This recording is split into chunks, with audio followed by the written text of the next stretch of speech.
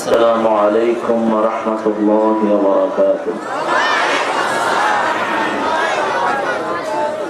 الحمد لله نحمده ونستعينه ونستغفره ونؤمن به ونتوكل عليه ونعوذ بالله من شرور أنفسنا ومن سيئات أعمالنا من يهده الله فلا مضل له تجد له وليا مرشدا أرسله بالحق بشيرا ونذيرا وداعيا إلى الله بإذنه وسراجا منيرا فقد قال الله تعالى في كلامه المجيد وفرقانه الحميد أعوذ بالله من الشيطان الرجيم بسم الله الرحمن الرحيم إن মারতে হলে অন্তত 20 জন বিএসএফ লাগতো। কার কথা? কার কথা? আল্লাহর কথা। কিন্তু আমাদের কাছে ঈমান না থাকার কারণে আমাদের জন্য বিভিন্ন রকমের যন্ত্রণা আসলে নাই। এজন্য এই কোরআন ধরে থাকলে আমাদের ভয় দূর করে দিবেন কে? আমরা বললাম আল্লাহ এই কোরআন দিয়ে কখন আমল করব সেটাও আপনি বলে দেন। সব কাজে আমার কোরআন আছে না নাই? আমরা বললাম আল্লাহ কোন কোন কাজে এই কোরআন আপনি বলে দেন। আল্লাহ বলছেন তিবিয়ানাল লিকুল্লি শাই, যত জিনিস দুনিয়াতে আছে সব জিনিসের জন্য এখানে সমাধান আছে না নাই? ঘরের সমাধান আছে না নাই? রাষ্ট্রের সমাধান আছে না নাই? বিবির সমাধান আছে না নাই? যৌতুকের সমাধান আছে না নাই? আছে না? আছে। সব সমাধান দিয়েছেন কে? তার সারা জীবনের আমলগুলো নষ্ট হয়ে গেল, আর যে একদিন রাত্র কাজা করলো ওই দিনের সমস্ত আমল তার বরবাদ হয়ে গেল। এজন্য আসরের নামাজ কেন এত গুরুত্বপূর্ণ? সারাদিনের শেষে যখন ফেরেশতারা আমল নিয়ে যায় আসরের সময় আল্লাহর দরবারে উঠতে থাকে। সকালবেলা যে ফেরেশতা এসে আপনাকে ফজরের নামাজে পেয়েছে সেই ফেরেশতা যখন আসরের সময় উঠতে যায় আল্লাহকে গিয়ে বলে আল্লাহ সকালেও দেখেছি নামাজে দাঁড়ানো, এখন আসার সময় দেখছি আপনার গোলাম আপনার জন্য দাঁড়িয়ে আছে। অতএব গোলামের 24 ঘন্টাই নামাজের ভিতরে লিখে দাও। সুবহানাল্লাহ। এজন্য যেই নেতার কাছে নামাজ নাই, যেই দলে নামাজ নাই সেই দলের সাথে আমাদের কোনো সম্পর্ক নাই। কারণ যিনি নামাজ পড়েন না, নামাজের ধারে কাছেও যান না, তার হাসর হবে নমরুদ, ফিরাউন, হামানের সাথে। বলেছেন কে? আল্লাহ বলেছেন বিশ্বনবী সাল্লাল্লাহু আলাইহি ওয়াসাল্লামের মাধ্যমে, যেই ঘরে নামাজ নাই সেই ঘরে আল্লাহর কোনো রহমত নাই। আল্লাহ রাব্বুল আলামিন আসরের কসম খেয়ে বলেন, পড়েন আউযু বিল্লাহি মিনাশ শাইতানির রাজীম বিসমিল্লাহির রাহমানির রাহিম ওয়াল আসর ইন্নাল ইনসানা লাফি খুসর ইল্লাল্লাযীনা আমানু ওয়া আমিলুস সালিহাত ওয়া তাওয়াসাউ বিল হাক্কি ওয়া তাওয়াসাউ বিস সাবর। কার কথা? কার কথা? কোনো সন্দেহ নাই তো? মানবেন তো? এখানকে চিনতে পারে নাই, এজন্য আদমকে ধোঁকা দিয়েছে কে? আল্লাহ। লাঠি দাও তো। আদমকে ধোঁকা দিয়েছে আল্লাহ। আসলে আল্লাহকে ভালোবাসে তো ঠেলা ছুটে বলে দিতেছে। আমি লন্ডনে এক মসজিদে দেখি যে একজন মুরব্বী মানুষ বসে বসে পড়তেছে ইন্না লিল্লাহি ওয়া ইন্না ইলাইহি রাজিউন। চিন্তা করলাম মারা গেল কে? বললাম চাচা, who has died? মারা গেল কে? No one died. My son got the first position in his exam. কেউ মরে নেই, আমার পুরো পরীক্ষায় ফার্স্ট হয়েছে। তাহলে পরীক্ষায় ফার্স্ট হয়েছে আপনি ইন্ডিয়া পড়তেছেন কে? আলহামদুলিল্লাহ ঠেলা চোটে ইন্দানি যাবে। এমন দয়ালু আল্লাহ, ঠেলা চোটে পড়লে সেটা আল্লাহ দিবেন না, মনের চাই দিবেন, ঠিক না?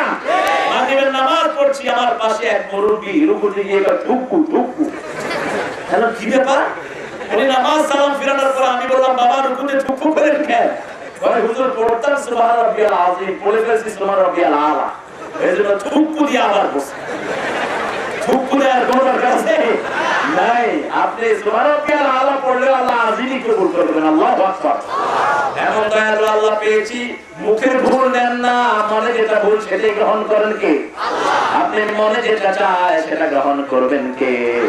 সেজন্য আল্লাহর ইবাদতের মধ্যে কোনো রকমের সন্দেহ, কোনো রকমের অসুবিধা নাই। আমাদেরকে সবচেয়ে বেশি ভালোবাসেন কে? আল্লাহ রাব্বুল আলামিন এবার শয়তানকে চিনিয়ে দিলেন। শয়তান আদমের বড় বন্ধু সেজেছেন, জান্নাতের মধ্যে গাছের নিচে বসে বসে কাঁদছে। শয়তান হুজুরের কাছে আসে, হুজুরের পোশাক ধরে, আর মাস্টারের কাছে যায়, মাস্টারের পোশাক ধরে। যাকে যেভাবে ধোঁকা দেয়া যায় সেইভাবে শয়তান ধোঁকা দেয়। শয়তান কখনো সিনেমার রাস্তায় থাকে না, শয়তান থাকে মসজিদের রাস্তা, শয়তান থাকে কোরআনের রাস্তায়, ঠিক না? আদম আলাইহিস সালামের রাস্তায় বসে বসে কাঁদছে। আদম আলাইহিস সালাম বললেন আওয়াজের সাথে, বলছে তুমি কাঁদো কেন? তুমি কি? কয় ইন্নী লাকুমা নাসিহুন আমিন, আমি তোমাদের দুইজনের সবচেয়ে উপকারী বন্ধু, তো তুমি কাঁদছো কেন? কয় আদম এবং হাওয়া ফালা তাকরাবা হাযিহি শাজারা, এই গাছটার কাছে যেও না, তোমাদেরকে নিষেধ করে দিয়েছেন কে? আল্লাহ। কেন নিষেধ করেছে জানো নাকি? এই গাছটার কাছে যদি তোমরা যাও লা তাকুনান্না মিনাল খালিদিন, তাহলে জান্নাতে তোমরা চিরস্থায়ী হয়ে যাবা। আল্লাহ চায় না তোমরা জান্নাতে চিরস্থায়ী হও। চাই নাকি কি করতে হবে? কইয়া দে মিস্টার ইবলিস, এই গাছের জিনিস ভালো করে খাও। দুইজনে খেলেন, শরীর থেকে জান্নাতের পোশাক সরে গেল, জান্নাতের পাতা নিয়ে ইজ্জত ঢাকলেন। এজন্য শয়তানের নাম হলো যৌনবাদী। শয়তানের নাম কি? আর আমরা বললাম মৌলবাদী। শয়তানকে যারা অনুসরণ করে তাদের মধ্যে পর্দার কোনো সিস্টেম নাই, ইসলাম পালনের কোনো সিস্টেম নাই। কিন্তু কোরআনের মাহফিল ইসলামের সিস্টেম আছে না নাই? এই যে আপনারা এসেছেন প্রায় লাখের উপরে মানুষ, আমার মায়েরাও এসেছেন, দুইজনের মধ্যে পর্দা আছে না নাই? কথা বলেন, এই পর্দা কি সুন্নত না নফল? আরো আসতে কর, পর্দা কি কে করেছেন? ফরজ আল্লাহ করেছেন। পর্দা পুরুষের জন্য ফরজ, মেয়ের জন্য ফরজ। আমরা মেয়ের দিকে তাকাতে পারবো না, মেয়েরা আমাদের দিকে তাকাতে পারবে না। এটা কার আইন? কুল্লিল মুমিনিনা ইয়াগুদ্দু মিন আবসারিহিম, কুল্লিল মুমিনাতি ইয়াগুদ্দুনা মিন আবসারিহিন্না। মুমিন পুরুষদেরকে বলে দাও তারা যেন তাদের চোখটাকে অবনত রাখে, আর মুমিনা নারীদেরকে বলে দাও তারা যেন তাদের চোখটাকে নিচে নামিয়ে রাখে। কার কথা? রাস্তা দিয়ে চলছেন, হঠাৎ করে একজন মেয়ে আপনার সামনে পড়ে গেল, আপনি কি করবেন? আস্তে দৃষ্টিটা নামিয়ে ফেলেন, তাহলে মাফ করে দিবেন কে? চোখের সামনে পড়লে দৃষ্টি নামিয়ে ফেলেন, কিন্তু এমনি করে তাকাবেন। কয়েকবার দেখা তো জায়েজই আছে, এমনি তাকায় হবে না। এটা আপনি চোখের সামনে পড়লো, এক পলক আপনি নিচে নামিয়ে ফেললেন, এটা মাফ করে দিবেন কে? কিন্তু এক পলকের উপরে যেটা তাকাবেন সেটার জন্য গুনাহ লিখে দিবেন কে? আল্লাহ আমাদেরকে মাফ করে দেন। তবে বিয়ের আগে লাইন করাটা আল্লাহ জায়েজ করে দিয়েছেন। টেলিফোনে মেয়েদের সাথে লাইন করবেন, চিঠি লিখে লাইন করবেন। আপনাদের এখানে আছে না নাই? পোলাপান স্কুলের মেয়েদের পিছনে ঘুর ঘুর করে, এরকম আছে না নাই? হ্যাঁ, মনে রাখবেন, বিয়ের আগে কোন মেয়ের সাথে টেলিফোনে কন্টাক্ট, কোন মেয়ের সাথে গোপন চিঠি আদান প্রদান, এই সবগুলো আল্লাহ হারাম করে দিয়েছেন। কোন মেয়ের সাথে কোনো সম্পর্ক রাখতে পারবো না। কার কথা? হ্যাঁ, কোন মেয়েকে আপনার ভালো লাগতেই পারে। যেমন মা আয়েশাকে বিয়ের আগে 3 বার স্বপ্ন দেখেছেন মুহাম্মদ সাল্লাল্লাহু, হুজুর স্বপ্ন দেখলেন বধূ ভেসে। কি ভেসে? বধূ ভেসে। আপনাদের এখানে বধূকে কি বলে? বউ। বউ, ঠিক আছে, এটা বউয়ের ভাষা। বউ, বউ ভেসে দেখেছেন। 7.5 বছর আয়েশা ঘুমটা দিয়ে বসে আছে। হুজুর ঘুম থেকে উঠলেন, উঠে বললেন আল্লাহ। কার কাছে বললেন? আল্লাহ, আপনি আয়েশার স্বপ্ন দেখান কেন? আপনি আমাকে আয়েশাকে দিয়ে দেন। স্বপ্ন দেখায় কোনো লাভ নাই, আয়েশাকে দিয়ে দেন। আয়েশার আব্বার কাছে গিয়ে বললেন, ও আবু বকর রাদিয়াল্লাহু আনহু, আমি এরকম স্বপ্ন দেখেছি, বিবাহ হয়েছে কি হয়নি? কথা বলেন কিচ্ছু জানো না। বিশ্বনবীর সবচেয়ে ছোট বিবির নাম কি? জোরে বলেন। আয়েশা। সবচেয়ে বেশি হাদিস যিনি মুখস্থ করেছেন তিনার নাম কি?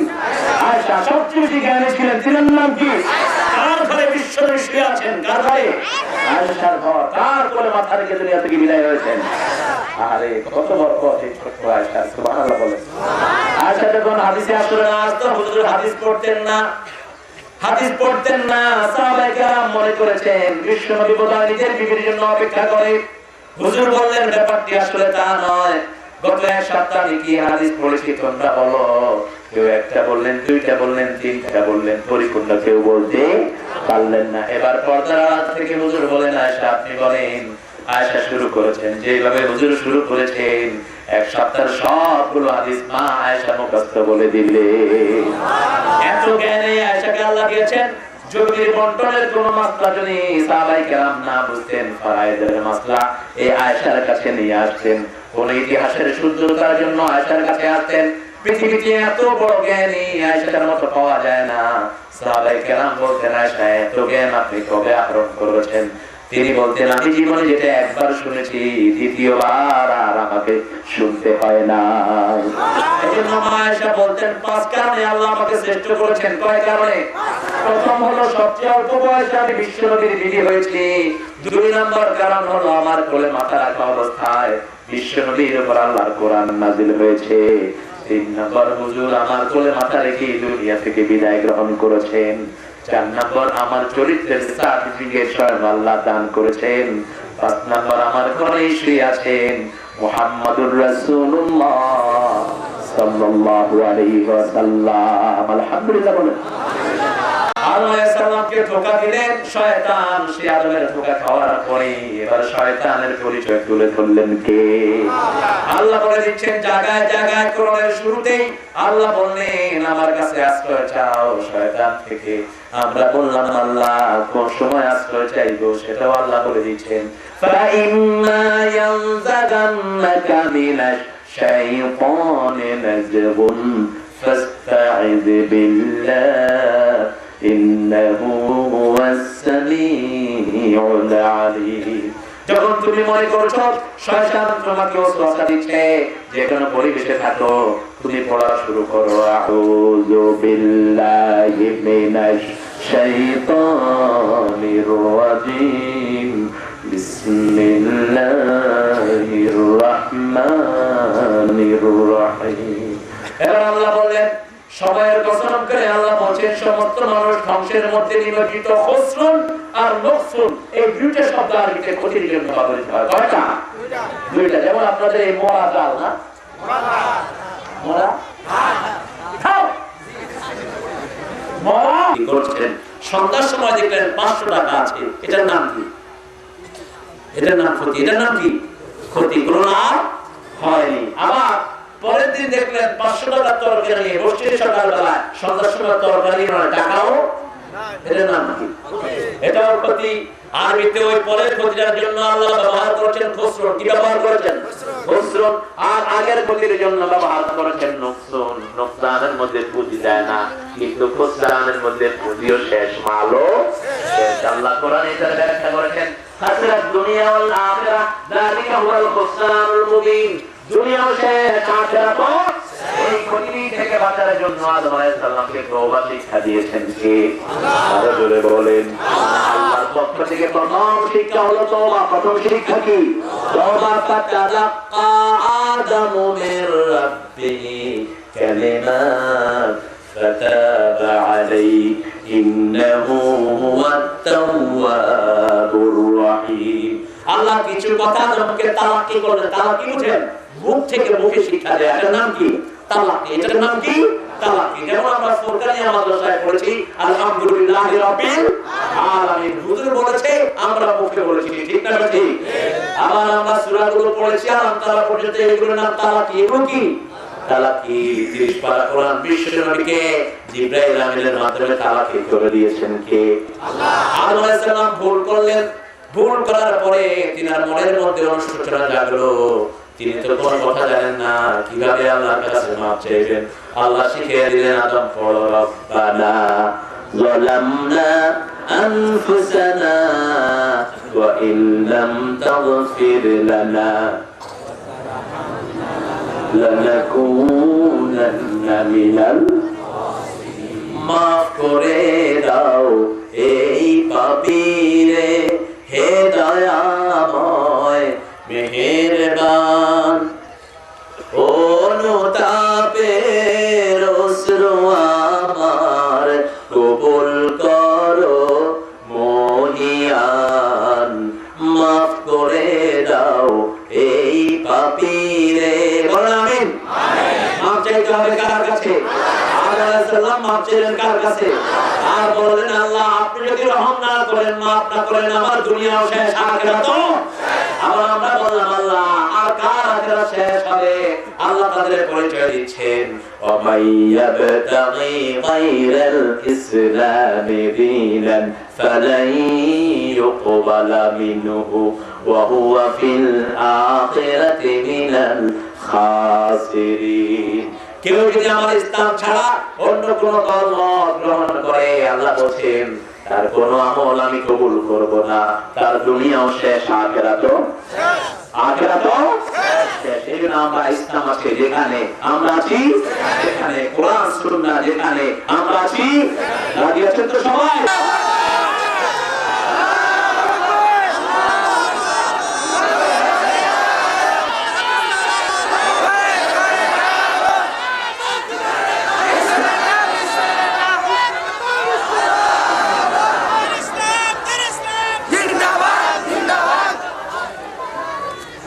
আলহামদুলিল্লাহ বলেন। আপনাদের কষ্ট হচ্ছে না? অনেকে সবাই ঠিক মতো শুনতে পাচ্ছেন? আখিরাত শেষ, এদের পরিচয় কোরআনে আরো দিচ্ছেন। কে দিচ্ছেন? কে দিচ্ছেন? আরো জোরে বলেন।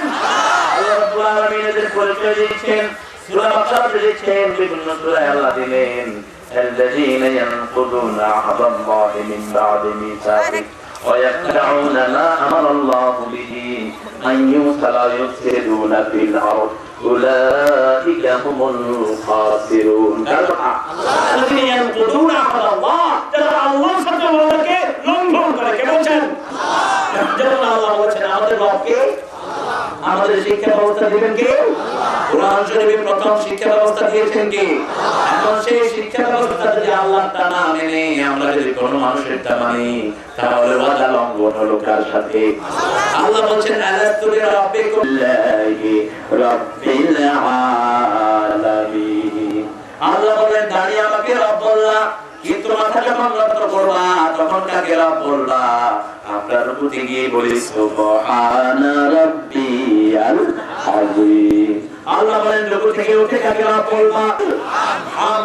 আল্লাহ বলেন এখনো হলো না গোলাম, আমাকে যে ওই যে রূহের জগতে রব বলেছিলা, এবং কপাল মাটিতে লাগাও, নাক লাগাও, হাত লাগাও, পা লাগাও, পায়ের পাতা লাগাও, সমস্ত অঙ্গ প্রত্যঙ্গ গুলো মাটিতে লাগায়া ও গোলাম স্বীকৃতি দাও তোমার রবকে। সাথে সাথে আমরা বলি সুবহানা রাব্বি আল আ'লা। বলেন সুবহানা রাব্বি আল আ'লা। আল্লাহ বলেন ও নবী বলে দাও, গোলাম যখন আমাকে সিজদা দেয়, গোলামের মধ্যে আমার মধ্যে কোনো পর্দা থাকে না। এই সিজদায় গোলাম আমার কাছে যা চাইবে সব কবুল করে নেবেন কে? আল্লাহ। এই নবী বিশ্বনবী বলতেন ফাসিরু দুআ ফি সুজুদ, ও আমার উম্মতেরা যখন তোমরা সিজদা করবা বেশি বেশি করে আল্লাহর কাছে দোয়া করো, সব দোয়াগুলো কবুল করে নেবেন কে? আল্লাহ। এই সিজদা তরক করার কারণে শয়তান হয়ে গেছে, ঠিক কি না? শয়তান একটা ইবাদত তরক করেছে, সেটার নাম সিজদা। সেটার নাম কি? সিজদা। আল্লাহ অন্য কিছু শয়তানকে বলেননি। আল্লাহ বলেছেন ওয়াসজুদু লি আদম ফাসাজাদু ইল্লা ইবলিস। করতে কিন্তু আল্লাহ শয়তানকে কখনো বলেননি, ঠিক কি না? ইবাদত করতে হবে কার? আল্লাহ। আরো জোরে বলেন। বলছে যে তুমি মাথাটা একটু নত করো। ফেরেশতাদেরকে বলছে আর ইবলিসকেও বলছে একটু মাথা নত করতে হবে। কার জন্য? আদমের জন্য। কার জন্য? আদমের জন্য। কিন্তু সকল ফেরেশতারা করলো, ইবলিস সেটা করলো না। ইবলিস আল্লাহর সাথে ওয়াদা ভঙ্গ করলো। মিবাদে মিজাদি, আল্লাহর সাথে আমরা একটা ওয়াদা করেছি, আমাদের খাওয়া যায় কি, করা যায় কি? এই যে জমিনে আমরা ফসল ফলাই, এখানে ধান বেশি হয় না হয়? কি ধান হয়? আমন ধান। শুধু একটাই হয়? গম হয়, ভুট্টা হয়, তারপরে বেলুনের ভুট্টা হয়, চাইনা হয়। এই ভুট্টার নাম যে ভুট্টা হইলো কেমনে, আমি এটাই চিন্তা করি। বললাম ভাই, আমরা পটল তো মন্ত্রী হিসাবে অনেকদিন খাইলাম, এবার লাউ তরকারি শীত এগুলো খাওয়া দরকার। নাম রাখছে পটল, সাইজটা অবশ্য পটলের মতোই ছিল, নাম পটল। আমরা যখন এই চাষাবাদ গুলো করি, এগুলো আমাদের ফলিয়ে দেন কে? এই জন্য ইবাদত করব কার? সব কথা শুনবো কার? বিশ্বনবী বললেন সারা দুনিয়ার উপর লানত, মানুষের উপর লানত, এই পৃথিবীতে যা আছে সব কিছুর উপর লানত, শুধু পাঁচটা জিনিস ছাড়া। কয়টা? পাঁচটা জিনিস ছাড়া। প্রথম হলো আল্লাহর জিকির। কার জিকির? আল্লাহর জিকির। দুনিয়া মালউনা মালউনাতুন ওয়া মা ফিহা ইল্লা যিকরুল্লাহ আলিম ওয়া মুতাআল্লিম ওয়ালা ওয়ালা। আল্লাহর হাবিব বলেন দুনিয়ার উপর লানত, যা কিছু আছে সব কিছুর উপর লানত, শুধু পাঁচটা জিনিস ছাড়া। প্রথম হলো আমার আল্লাহর জিকির, লা ইলাহা ইল্লাল্লাহ। এটা কি আসছে? দেখতেছেন আমাকে? সবাই দেখতেছেন? তুমি একটু বেশি দেখতেছো, তুমি একটু নিচে নেমে যাও, পিছনের লোকরা দেখে। জিকির করতে হবে কার? ঘরের ভিতরে ঢুকার জিকির আছে না নাই? কোন পা দিয়ে ঢুকবেন? ডানে রহমতের ফেরেশতা থাকবে, কিন্তু যদি কোনো নেতা নেত্রীর ছবি টানায় রাখেন, ফেরেশতা সেখানে ঢুকতে পারে না। এজন্য ঘরের মধ্যে কারো ছবি রাখবো না, নাম রাখবো কার? দুই নম্বর, যখন ঘর থেকে বের হন কোন পা দিয়ে বের হবেন? বাম পা দিয়ে বের হওয়ার পরে বিসমিল্লাহি তাওয়াক্কালতু আলাল্লাহ। তাহলে আপনার পর রাগ করবে কে? রাগ করবে কে? শয়তান। খুশি হবে কে? আল্লাহ। যখন বলে বিসমিল্লাহি তাওয়াক্কালতু আলাল্লাহ, ওই দিনের জন্য শয়তান তার উপর নিরাশ হয়ে যায়। সুবহানাল্লাহ। আবার বিশ্বনবী সাল্লাল্লাহু আলাইহি সাল্লাম দুই ভাবে আল্লাহর কাছে আশ্রয় চাইতেন। কয় ভাবে? দুই ভাবে আশ্রয় চাইতেন। এক হলো রাতের বেলা যখন হুজুর শুইতে যাইতেন, তিনটা সূরা পড়ে হুজুর নিজেকে ফু দিতেন, আবার নিজের বিবিকে ফু দিতেন, বাচ্চাদেরকেও ফু দিতেন। এই ফুটাকে হুজুর বলেছেন এটা হলো মুসলমানদের জন্য দুর্গ। সুবহানাল্লাহ বলেন। এই কাজটা যদি আপনি করেন, আপনার বাচ্চাগুলোকে হেফাজত রেখে দিবেন কে? আমাদের এখানে বাচ্চাদের চোখ লাগে কিনা? চোখ লাগে না? এরকম সুন্দর শরীর, কিন্তু একজন কুল হুয়াল্লাহ সূরাটা 3 বার, নাস 3 বার, ফালাক 3 বার, 3 থেকে 9 বার পড়ে নিজের হাতে ফু দিতেন, হাত দিয়ে নিজের শরীরটা মুছতেন, বিবি আয়েশাকে মুছতেন, নিজের বাচ্চাগুলোকে মুছতেন। হুজুর বলতেন যারা রাতে এই কাজটা করে সারা রাত তাদেরকে পাহারা দিবেন কে? আল্লাহ। আর সকাল বেলায় যারা এই কাজটা করে সারা দিন তাদেরকে হেফাজত রেখে দিবেন কে? আল্লাহ। আমার কাছে লন্ডনে একটা লোক তার ছেলেকে নিয়ে আসলো, ছেলেটা বেশ সুন্দর, নাজুক নজুক।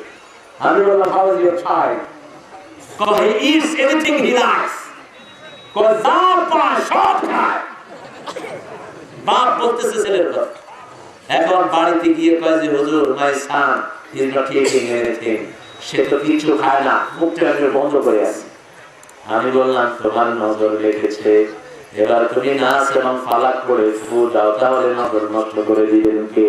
আল্লাহ। বিশ্বনবী বলেছেন আমার অধিকাংশ উম্মত মারা যাবে আল্লাহর কুদরতের পরে, চোখের নজরের কারণে আমার অধিকাংশ উম্মত মারা যাবে। এই জন্য চোখের এই নজর থেকে বাঁচার কথা বলেছেন মুহাম্মদ সাল্লাল্লাহু আলাইহি ওয়াসাল্লাম। এই নজরের ভিতরে ক্ষতি আছে না নাই? আপনাদের এখানে আছে কিনা? অনেক মানুষ আছে খেতের দিকে তাকালে খেতের ফসল নষ্ট হয়ে যায় না। এই জন্য আমরা ওখানে কি রাখি? ওই যে কালো পাতিলে একটা মুখের মধ্যে চুনকালি দিয়ে রাখে, ওটা কি কর? হ্যাঁ, কি কান্তারুয়া ভূতি, সর্বনাশ। ভূত দিবে, বাপ দিবে, কারণ সন্তানের জন্য পিতা মাতার যে করে তাদের সাথে দুর্ব্যবহার করা যাবে না। পিতা মাতা যদি কাফের হয় তাদের সাথে ভালো ব্যবহার করতে হবে। কার কথা? আরো জোরে বলেন কার কথা? একই সাথে আল্লাহ বললেন পিতা মাতার জন্য যে শব্দ আল্লাহ ব্যবহার করলেন, বিবির জন্য সেই শব্দই আল্লাহ ব্যবহার করেছেন। পিতা মাতার জন্য আল্লাহ বলেছেন সাহিবুহুমা ফিদ দুনিয়া মারুফা। পিতা মাতার জন্য দুনিয়াতে সর্বশ্রেষ্ঠ ব্যবহার করবা, আর বিবির জন্য ব্যবহারের কথা বলতে গিয়ে আল্লাহ বললেন আশিরুহুন্না বিল মারুফ, সর্বশ্রেষ্ঠ ব্যবহার দিয়ে তোমার বিবির সাথে তুমি ঘর করো। কার কথা? মা আয়েশাকে জিজ্ঞেস করা হলো, হুজুর যখন ঘরের দিকে আসতো আপনাদের অনুভূতি কি হতো? মা আয়েশা বলতেন, হুজুর যখন ঘরের দিকে আসতো আমাদের মনে হতো বসন্তের ঠান্ডা বাতাস আমাদের ঘরের দিকে প্রবাহিত হচ্ছে। আমরা সবাই অত্যন্ত আনন্দিত হতাম বিশ্বনবী যখন ঘরের দিকে আসতেন। তিরমিজির বর্ণনায় মা আয়েশা বললেন, আমি আর আমার সতীন সাফ দিয়ে একসাথে বসে আছি। সতীন বলে কারণ একজন লোক দু তিনটা বিয়ে করলে এদেরকে কি বলে? সতীন আর বাংলাদেশে কেউ চেঞ্জ করে না, এটা সবখানে সতীনই আছে। চিন্তা করলাম কোন জায়গায় নতুন কোন নাম দিয়েছে কিনা। তো সাফিয়া রাদিয়াল্লাহু আনহা এবং মা আয়েশা বসে আছেন একসাথে, দুইজন কি সতীন। হুজুর এসে দুইজনের মধ্যখানে বসলেন, আলহামদুলিল্লাহ বলেন। হুজুর মধ্যখানে বসলেন, এবার মা আয়েশা বলছেন, আমি গোশতের খামির রেঁধেছি। আমি চিন্তা করলাম আমার বোন সাফিয়া আমার ঘরে বেড়াতে এসেছেন, আমি আমার বোনটাকে গোশতের খামির দেই। কারণ বিশ্বনবীর প্রত্যেক বিবির জন্য আলাদা ঘর আছে না নাই, আলাদা সময় আছে না নাই। কোন বিবিকে বেশি কোন বিবিকে কম দেয়া যাবে না, সবাইকে সমান দিতে হবে। সবাইকে একই কাপড় দিবেন, একই খাওয়া দিবেন, একই সময় দিবেন। হ্যাঁ, মনের টান কারো প্রতি বেশি থাকতে পারে, সেটা আপনি বুঝাবেন না। মনের পক্ষে কোনো জোর থাকে না, জোর থাকে, কিন্তু আপনি এটা প্রকাশ করবেন না। মা আয়েশা বললেন, আমি আমার বোনকে বললাম, বোন সাফিয়া তুমি এটা খাও। আমার বোন বলল, আমি খাবো না। আমি বললাম, তুমি খাবে না, তোমার বাপে খাবে। আমি মুখে গোশত লাগায়া দিলাম। সাফিয়া বললেন, হুজুর দেখেন তো আমার মুখে আয়েশা গোশত লাগিয়ে দিয়েছেন। হুজুর বললেন, তুমিও সাফিয়ার মুখে লাগায়া দাও। দুইজনের চেহারা এক হলো। এখন বললেন, এবার দুইজনেই খাও। সুবহানাল্লাহ বলেন। আমরা হলে দুইটারে কি লেখতাম, আমার সামনে এই বারান্দামি খরচ, ঠিক কি না? কোন বিবিকে মারা তো দূরের কথা, হুজুর বলেছেন কোনদিন কোন মেয়ের সাথে মেয়েকে গালি দিও না, কারণ আমি নবী মুহাম্মদ সব মেয়েদের বাপ। হুজুর বলতেন, লা তাসবুল বানাতি নিয়াবুল বানাত, আমার উম্মতেরা মেয়েদেরকে গালি দিও না, আমি নবী মুহাম্মদ দুনিয়ার সব মেয়েদের পিতা। তিনটা জিনিসকে হুজুর বলেছেন দুনিয়া থেকে আল্লাহ আমার ভালোবাসার করে দিয়েছেন। কয়টা জিনিস? তিনটা জিনিস। প্রথম হলো সুগন্ধি, দুই নম্বর হলো মায়ের জাতি, তিন নম্বর হলো কুররাত আইনি as-সালাত, আমার চক্ষু শীতলকারী হলো নামাজ। এবং নামাজ বিবিকে মধ্যখানে রেখেছেন মুহাম্মদ সাল্লাল্লাহু আলাইহি ওয়াসাল্লাম। সুগন্ধি আমার নবীর প্রিয় ছিল। আর আমাদের হাতে দুর্গন্ধ আছে না নাই? কথা বল না, বিড়ি আছে যেখানে দুর্গন্ধ আছে, বিড়ি খাওয়া তো সুন্নাত না? কি বলেন? আপনাদের এদিকে দেখছি ছেলে মেয়ে বাপ বোন একসাথে বেড়ে নিচ্ছে, এরপরে পান খায় খুব। দিনাজপুরে আছে কিনা আমি জানি না, রংপুরে গুড় খায় বেশি। গুড়, হ্যাঁ কি খায়? গুড়। এটা খায় কেমনে খায়? এটা খাওয়া কি ভালো? বলেন ভালো? এটা কি শরীরকে ভালো করে? আপনারা খান কেন? শয়তানি বুদ্ধি। হ্যাঁ, তো কি করবেন এখন? আরে ফাঁকা জায়গা নাই তো, কে লাগে নাই, কোথাও ফাঁকা জায়গা নাই। আমার বাবারা ফাঁকা জায়গা থাকলে একদম ছেড়ে দিত, ফাঁকা জায়গা রেখে। ফাঁকা জায়গা নেই, ডিস্টার্ব করার দরকার নাই। আমি যদি বলি আপনারা সামনের দিকে আসেন, তা আমার হুজুরে তো উঠে ধরতে হবে। আমাদের সাথে মুসলমানের কোনো সম্পর্ক কুলু মিনাত তাইয়্যিবাত ওয়া আমালু সালিহান, সব ভালোগুলো খাও। কার হুকুম? যেটা শরীর নষ্ট করে, সমাজ নষ্ট করে, সেটা খাওয়া যাবে না। যেটা দুর্গন্ধ সৃষ্টি করে, সেটা খাওয়া যাবে না। বিশ্বনবী দুর্গন্ধকে বলতেন এটা জাহান্নাম থেকে আসে, সুগন্ধটা আসে জান্নাত থেকে। দুর্গন্ধের সাথে শয়তানের সম্পর্ক, আর সুগন্ধের সাথে ফেরেশতাদের সম্পর্ক। আমার নবী সাল্লাল্লাহু আলাইহি ওয়াসাল্লাম দুনিয়ার সব নির্যাতিত মহিলার জন্য বিশ্বনবী ছিলেন সবচেয়ে বড় রক্ষাকবচ। হুজুর বিধবা হওয়া, তিনবার বিধবা হওয়া মেয়েকে নিজের বউ করলেন, সুবহানাল্লাহ বলেন। হিন্দু ধর্মে বিধবাদের কোনো স্থান নাই। বড় জীবন্ত চিতায় জীবন্ত মহিলাকে স্বামীর সাথে আগুনে জ্বলতে হয়, এরকম নীতি হিন্দু সমাজে আপনারা কত বড় মানবতার জন্য ধ্বংসাত্মক। একটা মেয়ে যদি স্বামী মারা যায় অথবা স্বামী তাকে ছেড়ে দেয়, ওই মেয়েটার আর কোনো দাম। কিন্তু আমার ইসলাম বলেছে বিধবার দাম ইসলামের সবচেয়ে জোরে বলেন সবচেয়ে। বিশ্বনবী সাল্লাল্লাহু আলাইহি সাল্লাম 13টা বিবাহ করেছেন, একজন ছাড়া সবাই কি ছিলেন? জোরে বলেন। প্রথম বিয়ে করেছেন আমাদের মা খাদিজাতুল কুবরা রাদিয়াল্লাহু আনহাকে। হুজুর বললেন আমার খাদিজার মতো একজন নারী আল্লাহর আকাশের নিচে জমিনের উপরে আর হয় না। আমার খাদিজা এত বরকতময়, খাদিজার জন্য বিশ্বনবী হাত তুলে তুলে দোয়া করতেন।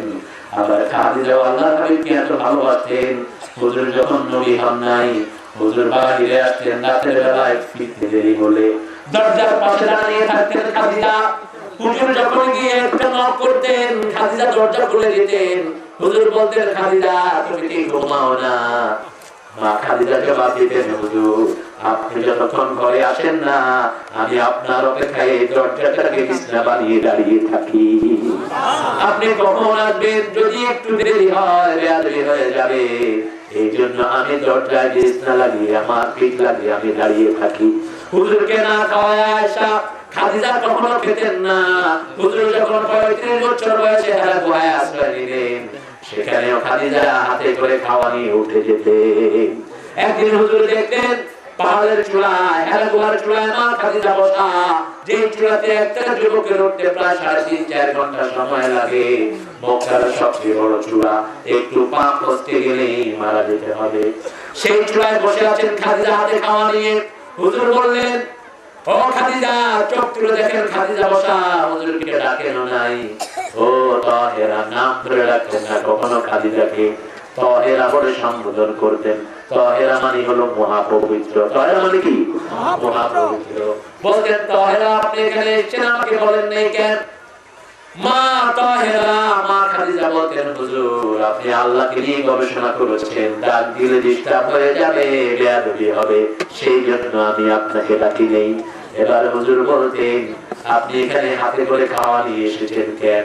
আল্লাহর হাবিবকে মা খাদিজা জবাব দিতেন আপনাকে না খাওয়া তো কখনো আমি দুপুরের খাওয়া খাই না। আজকে দীর্ঘ সময় বসেছিলাম, আপনাকে না দেখে খাওয়াগুলো হাতে নিয়ে আমি এখানে এসেছি। আল্লাহ রাব্বুল আলামিন খাদিজাকে ইজ্জত দিয়েছেন, স্বয়ং আল্লাহ নিজেই খাদিজাকে সালাম দিয়েছেন। কারণ বিশ্বনবীর হাতে যখন ওহী আসলো, হুজুরের কাছে যখন ওহী আসলো, প্রথম ওহী পড়ে এই খাদিজা। সুবহানাল্লাহ বলেন। এজন্য মহিলাদের মধ্যে বিশ্বনবীর আন্দোলনে প্রথম হলেন মা খাদিজা রাদিয়াল্লাহু আনহা। আমার আল্লাহ তাআলা আপনি মাকে ঠিক দিবেন। আল্লাহর হাবিব বলেছেন কাউকে যখন কিছু দিলেন একটু তার দিকে বেশি ঝুঁকে দেন, তাহলে পাল্লায় ফেরে থাকলে আপনাকে মাফ করে দিবেন কে? অনেক পাল্লা আছে না ফেরে থাকে, ফেরে লাহু ওয়ালা দিরহামা, যার টাকা পয়সা নাই সে নিঃস্ব, ঠিক কি না? হুজুর বললেন না, আসল নিঃস্ব হলো শুনো ওই লোক দুনিয়া ভর্তি সওয়াব নিয়ে গেছে, নামাজের সওয়াব, সদকার সওয়াব, হজের সওয়াব, দান খয়রাতের সওয়াব, কিন্তু সাথে সাথে মানুষের হক মেরেছে, বিবির মহারণ আদায় করে নাই, বিবির থেকে যৌতুক খেয়েছে, পাশের বাড়ির তার কোন কিয়ামতের ময়দান তার কাছে যাবে, তার সওয়াব নিতে নিতে সব শেষ হয়ে যাবে, অবশেষে সবার গুনাহ নিয়ে তাকে শূন্য হাতে জাহান্নামে যেতে হবে। এই লোকটা হলো সবচেয়ে নিঃস্ব। আল্লাহ আমাদেরকে বাঁচিয়ে দেন, বলেন আমিন। জোরে বলেন আমিন। জিকির করতে হবে কার? আল্লাহ। খেতে গেলে জিকির আছে না নাই? অনেকে ওই যে গোস মারে, গোস করতে পারে না, ওই যে কাপড়ে আপনি বোটে সেটা নাভি থেকে নিয়ে হাঁটু পর্যন্ত থাকবে না, তাহলে এটা কি? কারণ আপনি খেতে যান যেখানে যান, এই লেংটি আপনি লেংটা হইতে পারবেন না। অনেকে নামাজ পড়ে লুঙ্গিরে যখন একবার লেংটি বানান, লুঙ্গি আর সোজা হয়? লুঙ্গি করতে গিয়ে আমার বেকার করলি কেন, আমি আর সোজা করবো না। লেংটি ছেড়ে দিয়ে ওটার কাছে মাথাও আর পর্যন্ত সোজা হয় না, ওটার কাছে মাফ করে দে, মাফ করে দে, মাফ করে দে।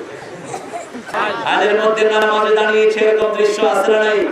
একজন সাহাবী পাহাড়ে গেলেন, পাহাড়ে গিয়ে নামাজের ওয়াক্ত হয়ে গেছে, তিনি আযান দিলেন, ইকামত দিলেন, নামাজ পড়লেন, বিশ্বনবীর মাধ্যমে আল্লাহ ওই সাহাবীকে জান্নাতের সুসংবাদ দিয়েছে। আপনি যখন একা থাকবেন, আযান দেন, আপনার আযানের জবাব দিবেন কে?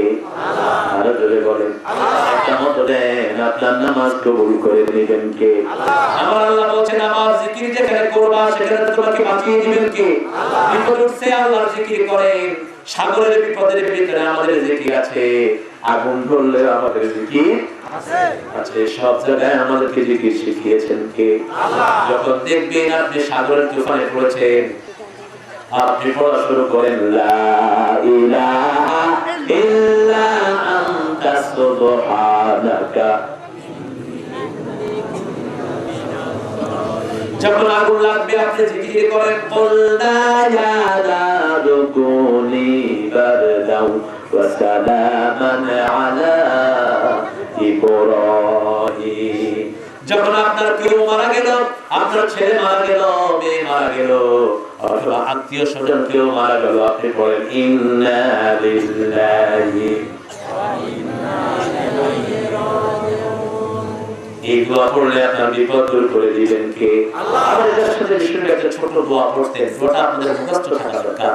এই ছোট বই একটার কথা বলছি, এর ভিতরে দোয়াটা হয়তো পাবেন। আল্লাহুম্মা আজিরনি ফি মুসিবাতি আখলিফ লি খাইরান মিনহা। হে আল্লাহ, আমার মুসিবত থেকে আমাকে উদ্ধার করেন। আমার মুসিবতে যা ক্ষতি হয়েছে আপনার রহমত দিয়ে আপনি এটা ভরপুর করে দেন। সুবহানাল্লাহ বলেন। এজন্য জিকির করলে বিপদ থেকে বাঁচিয়ে দিবেন কে? আল্লাহ। বিরাট তুফান উঠেছে, এখন কি জিকির করবেন? তুফান উঠে কি জিকির? জোরে বলেন। আযান দেন, আযান দেবে, তুফান ঠেকিয়ে দিবেন কে? আল্লাহ।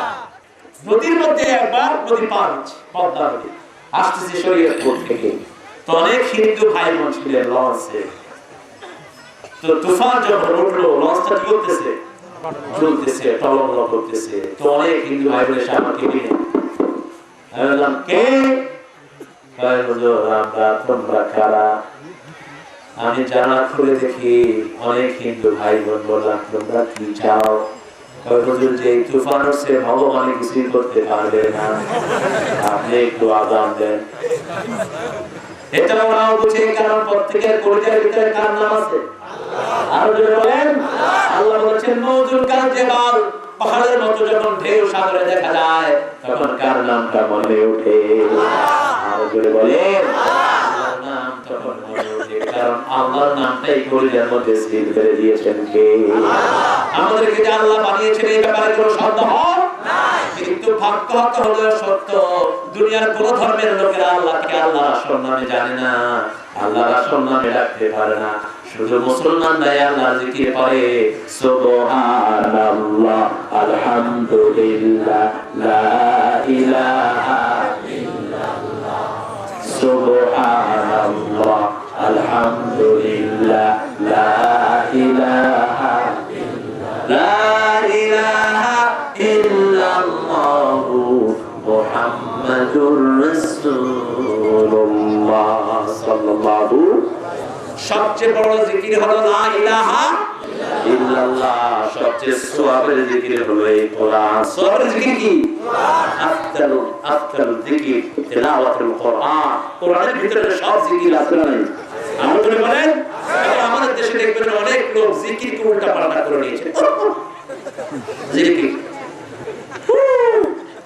এরকম বাদ শিফাউন লিমা মা ফিস সুদূর। তুমি কোরআন পড়ো, কারণ কোরআন পড়লে আল্লাহ বুকের ব্যথাটা দূর করে দিবে। আগে কোরআন পড়েন, তারপরে ঔষধ খান। দুইটাই হাদিসে আছে না নাই? কথা তো ঔষধ কিন্তু হাদিসের বাইরে না। লিকুল্লি দাইন দাওয়াউন, প্রত্যেক রোগের জন্য ঔষধ তৈরি করেছেন কে? আল্লাহ। হুজুর তাহজ্জুদে পড়তে উঠেছেন, এরকম একটা পোকা হুজুর আঙ্গুলে কামড় দিয়েছে। ওই যে পোকা কামড় দেন না আপনাদের এখানে, এই পোকাগুলোকে আপনারা কি বলেন? ফজরের সময় ঘুম পড়ো না, ফজরের সময় কি করো? নামাজ পড়ো। আসসালাতু খায়রুম মিনান নাওম। আল্লাহ বললেন নামাজের থেকে, ঘুমের থেকে নামাজ ভালো। ঘুম গেলে শরীর ভালো হয়, ঠিক কি না? কথা বলেন না কেন? একজন মানুষ অসুস্থ, ডাক্তার প্রথম তাকে কি দিবে? ঘুমের ওষুধ দিবে। কিসের ওষুধ? ঘুমের ওষুধ। আল্লাহ বলছেন তোমার যেখানে ঘুম দরকার সেখানে যদি ঘুম বাদ দিয়ে নামাজ পড়ো, আমি তোমার শরীরও ভালো করে দিব, দুনিয়াও ভালো করে দিব, আখিরাতও ভালো হয়ে যাবে। এটা কার হুকুম? কার হুকুম?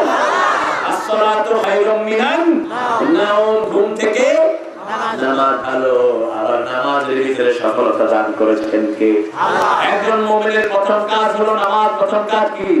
আল্লাহ বলেছেন শোনো, قد أفلح المؤمنون الذين هم في صلاتهم خاشعون। সফল হয়ে মক্কা শরীফে কোন লোক হাতি বাঁধে না, এরকম খেলা থাকে বাঁধবো না, কি করবি কর। এরা হলো ইমাম মালিকের অনুসারী। কোন ইমাম? ইমাম মালিকের অনুসারী। মানে হাদিসের মধ্যে এই সবগুলো ইঙ্গিত আছে। আমরা নিজেরা না বুঝার কারণে ওই লোকটা হানাফি, ওই লোকটা মুহাম্মদী, ওই লোকটা শাফি এরকম ভাগ করে নিয়েছি। এরকম ভাগ করা মোটেই উচিত নয়। আমরা সবাই কার গোলাম? আল্লাহ। চিৎকার করে বলেন আল্লাহ। বিশ্বনবীর হাদিস ছাড়া কারো কিছু মানবো না। রাজি আছেন তো? সব ইমাম বলতেন হাদিস ও সহিহ মাযহাবি। ইমাম আবু হানিফা বারবার করে বলতেন যে সহিহ হাদিসটাই আমার মাযহাব। অতএব সহিহ হাদিস মানলেই ইমাম আবু হানিফাকে মানা হলো, ঠিক কি না? সহিহ হাদিস মানলেই ইমাম মালিককে মানা হলো। হ্যাঁ, কোন ইমাম যদি হাদিসের বিরুদ্ধে থাকেন, ওনারা নিজেই বলেছেন সহিহ হাদিস যদি আমার বিরুদ্ধে পাও, আমার কথাগুলোকে ডাস্টবিনে নিক্ষেপ করে দাও। জাহান্নামী হবে। জাহান্নামে যাওয়ার প্রথম কারণ হলো নামাজ না পড়া। জাহান্নামীদেরকে আল্লাহ জিজ্ঞেস করবেন, মা সালাকাকুম ফি সাকার? তারা বলবে লাম নাকু মিনাল মুসাল্লিন ওয়া লাম নাকু নুত'ইমুল মিসকিন। তোমরা কেন জাহান্নামী হয়েছো? তারা বলবে আমরা নামাজি ছিলাম না, আমরা মিসকিনদেরকে খাওয়াতাম না, কুননা নাখুযু মা'আল খায়দিন। আলেম ওলামা ইসলামী দল যারা করতো তাদের নামে বাজে বাজে কথা আমরা বাজারে ছাড়তাম। কুননা নুকাযযিবু বিয়াউমিদ্দিন, আমরা আখিরাতের দিন পড়েছেন লা ইলাহা ইল্লাল্লাহ। বেলালকে তার মালিক বলছে কালিমা পড়তে পারবা না। এই কালিমা পড়লে তোমার সম্পর্ক হবে আল্লাহর সাথে, তুমি আল্লাহর সাথে সম্পর্ক করতে পারবা না। বেলাল আরো বেশি করে কালিমা পড়ে। বেলালকে উমাইয়া মারতে থাকে, মারতে মারতে সারা শরীর অবশ করে দেয়। বেলাল আরো বেশি বেশি করে পড়ে লা ইলাহা ইল্লাল্লাহু মুহাম্মাদুর রাসূলুল্লাহ সাল্লাল্লাহু। বেলালকে এবার মরুভূমির রোদে শুয়ে রাখা হয়। বেলালের বুকের উপর পাথর চাপা দিয়ে দেওয়া হয়। বেলাল পাথর চাপা বুক নিয়ে যখনই জ্ঞান ফিরে আসে, বেলাল বলে আহাদ আহাদ কুল হুয়াল্লাহু আহাদ। বেলালের পাটাকে ওটের পায়ের সাথে বেঁধে দেওয়া হয়। মরুভূমিতে যত ছোটে তত বেশি করে বেলাল বলে আহাদ আহাদ আহাদ। আলহামদুলিল্লাহ। এরকম যুবকের নজির আমাদের দেশে আছে না নাই? একটা ছেলে বাইতুল মুকাররম উত্তরে গেটে আসরের নামাজ পড়ে বের হলো। বের হওয়ার পরে তার সাথী আমাকে রিপোর্ট করলো, তার সাথে বেরিয়েছে একজন উকিল মানুষ। তিনি বলছেন আমি আর ওই ছেলেটা একই সাথে নামাজ পড়েছি, আসরের নামাজ। কোন নামাজ? আসরের নামাজ। ছেলেটার নাম ছিল মুজাহিদুল ইসলাম। এই ছেলে নামাজ পড়ে এই তসবিহগুলো পড়ি। ছেলেটা যখন রাস্তায় আসলো, তার পিছন থেকে একটা ছেলে তাকে বাড়ি মারলো। বাড়ি মারার পরে ছেলেটা রাস্তায় পড়ে গেল। যখন রাস্তায় পড়লো, আরো বেশি করে ছেলেটা পড়ছে লা ইলাহা ইল্লাল্লাহ লা ইলাহা ইল্লাল্লাহ। তার মাথার মধ্যে বাড়ি মারা হলো। একটার পর একটা বাড়ি এসে ছেলেটার মাথাকে দ্বিখণ্ডিত করে ফেললো। ছেলেটার মাথার মগজ বেরিয়ে আসলো, প্রাণ চলে গেল, কিন্তু তার মুখে হাসি। এবার তার বুকের উপর 7-8টা ছেলে উঠে নাচলো। কিন্তু ছেলেটা কালেমা পড়তে পড়তে আল্লাহর দরবারে পৌঁছে গেছে। ওই ছেলেটার তাহাজ্জুদের নামাজও কাজা হতো না। তার আব্বার সাথে আমি কথা বলেছি, বলছে বাবা যেদিন সে দুনিয়া থেকে বিদায় হয়েছে, তার আগের রাতে অধিকাংশ রাত সে কোরআন পড়ে পড়ে রাত কাটিয়ে দিয়েছে। এরকম একটা ছেলের নজির আমাদের সমাজে আছে না নাই? আল্লাহ রাব্বুল আলামিন আমাদেরকে এইভাবে কালেমা পড়তে পড়তে আল্লাহর কাছে যাওয়ার তৌফিক দিও। আমার হুজুর বলেছেন যাদের শেষ কথাটা হয় কালেমা, এদের সমস্ত গুনাহগুলো maaf করে দিবেন কে? আল্লাহ। আল্লাহর হাবিব ঘর থেকে বের হলেন। একজন প্রতিবেশী বলল হুজুর আপনার পাশে এখানে এক ঘরে একটা ইহুদি ছেলে মারা যাচ্ছে। একটা ছেলে ইহুদি ছেলে মারা যাচ্ছে। হুজুর সেই ঘরে ঢুকে পড়লেন। ঢুকে পড়ে গিয়ে ইহুদি ছেলেটাকে বলছে আসলিম। কি বলছে? আসলিম, তুমি ইসলাম গ্রহণ করো। ইহুদি তার বাপের দিকে তাকালো, বাপ তাকে ইশারা করলো, আমার নবী যা বলে তাই মেনে নাও। এবার ছেলেটা পড়ল লা ইলাহা ইল্লাল্লাহু মুহাম্মাদুর রাসূলুল্লাহ সাল্লাল্লাহু কালেমা শেষ, জীবনও শেষ। হুজুর বললেন একটু আগে জাহান্নামী ছিল, এখন ছেলেটাকে আল্লাহ জান্নাতি বানিয়ে দিয়েছে। সেজন্য আল্লাহর হাবিব বলতেন তাহিয়ুনা কামা তামুতুন, যে অবস্থায় তোমরা মারা যাবা এই অবস্থায় জীবিত করে দিবেন কে? একটা লোক যদি কালেমা পড়তে পড়তে দুনিয়া থেকে চলে যায়, ওই কালেমা পড়তে পড়তে তাকে দুনিয়া থেকে কবর থেকে উঠিয়ে দিবেন কে? হুজুর বলতেন তোমাদের কোন মুমূর্ষু রোগীকে যখন তোমরা দেখতে যাবা, লাকিনু মাউতাকুম বিল কালিমাত, মুমূর্ষু রোগীকে যখন দেখতে যাবা তোমরা সবাই মিলে কালেমা পড়ো লা ইলাহা ইল্লাল্লাহু মুহাম্মাদুর রাসূলুল্লাহ সাল্লাল্লাহু। তাকে বর্ণনা পড়ার জন্য তোমরা পড়ো, তাহলে সেও পড়ে নিতে দিয়ে না। কালেমা পড়ো না, এটা আপনি পড়েন, আপনার সাথে সাথে সেও কালেমা পড়বে। কিন্তু ভাগ্যহতভাবে unfortunately we didn't do that, আমরা এটা করি না। আমরা মুমূর্ষু রোগীকে দেখতে গেলে আমাদের কথা বলি, এই কখন খাইছো, কেমন আছো, ডাক্তারকে এরকম আছে না? এটা করি। আর যখন মরা লাশটাকে নিয়ে কবরের দিকে যাই তখন আমরা পড়ি লা ইলাহা। এটা পেয়েছেন কোথায়? বিশ্বনবী যখন মরা লাশ যখন কবরের দিকে সাহাবায়ে কেরাম নিতেন, আস্তে আস্তে যেতেন, খুব আস্তে আস্তে করে নিতেন, আর মুখে পড়তেন আল্লাহুম্মা সিয়াকাবরাহু ইয়াসসির হিসাবাহু, হে আল্লাহ এই মরা মানুষের কবরটাকে প্রশস্ত করে দেন, তার হিসাবটাকে সহজ করে দেন, তার গুনাহগুলোকে দয়া করে maaf করে দেন। সুবহানাল্লাহ। দুই ব্যক্তির জবানে কালেমা আসে না, ওই ওরা মুমিন হলো কালেমা আসে না। এক ব্যক্তি হলো যারা পিতামাতার সাথে নাফরমানি করেছে, এরকম লোক আমাদের এখানে আছে না নাই? মায়ের কথা শুনে না বিবির কথা ভেবে চলে। একজন সাহাবী বদরের ময়দানে উপস্থিত হলেন, উহুদে উপস্থিত হলেন, খন্দকে উপস্থিত হলেন। আল্লাহর হাবিব সাল্লাল্লাহু আলাইহি সাল্লাম তার মুমূর্ষু অবস্থায় কয়েকজন সাহাবীকে পাঠালেন, যাও কালেমা পড়াও। কিন্তু তিনার জিহ্বায় কালেমা আসছিল না। ওই সাহাবীর নাম হলো আকরামা রাদিয়াল্লাহু আনহু। আলকামা রাদিয়াল্লাহু আনহু, এই আলকামা রাদিয়াল্লাহু আনহু হুজুর বললেন তার মায়ের কাছে খবর নাও। এই মায়ের কাছে জিজ্ঞেস করা হলো আপনার সাথে আপনার ছেলে কি আচরণ করেছে? মা জবাব দিয়েছে সারা জীবন বইয়ের কথা শুনতো। হুজুর শুনেই বললেন কাঠ জোগাড় করে আনো। কাঠ আনা হলো। ওই সাহাবীর মা ঘর থেকে বেরিয়ে আসলেন, এসে দেখেন কাঠ। কার জন্য এই কাঠ? সাহাবায়ে কেরাম বললেন আপনার সন্তানের জন্য। এবার জনম দুঃখিনী মা বললেন চির জীবনের জন্য আমার ছেলেটাকে আমি maaf করে দিলাম। এত আদরের জায়গা পৃথিবীতে আর একটাও হয় না। এতক্ষণ পর্যন্ত জিহ্বায় কালেমা আসে না, যখনই মা maaf করে দিয়েছেন আলকামা রাদিয়াল্লাহু আনহু পড়া শুরু করলেন লা ইলাহা লা ইলাহা ইল্লাল্লাহু মুহাম্মাদুর রাসূলুল্লাহ সাল্লাল্লাহু। ওই বেলালকে মারা হয় ঈমানের জন্য। কিসের জন্য? এই ঈমানের জন্য। যদি কেউ আমাদের উপরে এরকম অত্যাচার নিয়ে আসে, আপনারা কি সহ্য করতে রাজি আছেন? ঈমানের জন্য যে কোনো কষ্ট সহ্য করতে রাজি আছেন? সব সহ্য করব, কিন্তু ঈমান ছেড়ে দেব না। বেলালকে পিটিয়ে পিটিয়ে আত্মহত্যা করে ফেলা হলো, তবুও বেলাল ঈমান ছাড়লেন না। সারা মক্কাতে একজন বেলালের খবর নিতে গেলেন টাকা নিয়ে। উমাইয়া থেকে জিজ্ঞেস করলো উমাইয়া বেচবি নাকি? উমাইয়া বলছে কি করবা এই গোলামকে নিয়ে? যাও শক্তি সুযোগ পিটিয়ে আমি শেষ করে দিয়েছি। একদিন চলে গেল, পরের দিন এসে আবার হুজুর দাঁড়িয়ে আছে। তৃতীয় দিন আবার দাঁড়ানো। ওই হুজুর দেখে হুজুরকে বলছে তুমি এখানে দাঁড়ানো কেন? হুজুর বললেন তুমি না বলছো আমাকে দাঁড়িয়ে থাকতে? একজন মানুষ তো মিথ্যা কথা বলতে পারে না।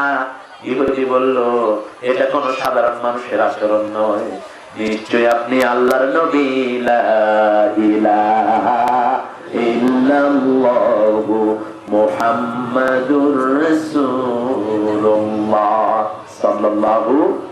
এই কালেমা আমাদের দেশে সবখানে আছে না নাই? এজন্য আমাদের দেশে বরকত বেশি না কম? একটা ভিক্ষুক যখন ভিক্ষা খোঁজে কি দিয়ে খোঁজে? জোরে বলে চার পাঁচটা ভিক্ষুক, একটা হাত কাটা, একটা পা কাটা, এরা যখন জিকির করে, কাজ জিকির করে। আরে আমি যখন ঢাকাতে প্রথম আসি 1977, 1975, দেখেছি গলির মুখে একটা অন্ধ মানুষ, তার আত্মীয় স্বজন তাকে এনে দান করে দিয়েছে।